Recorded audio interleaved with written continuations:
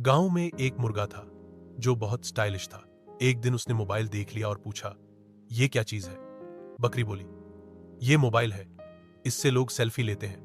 मुर्गा बोला, ओ, तो अब से मैं भी रोज कुक्कड़ू के बाद सेल्फी लिया करूंगा। अब हर सुबह मुर्गा पंख फैलाता, एक टांग पर खड़ा होता और कुक्कड़ू के साथ सेल्फी लेता। किसान परेशान होकर बोला, अब तू लोगों को जगा रहा है या इंस्टाग्राम पर लाइक्स बटोर रहा है? मुर्गा बोला, सर, अब मैं मुर्गा नहीं, कंटेंट क्रिएटर हूं। चौक।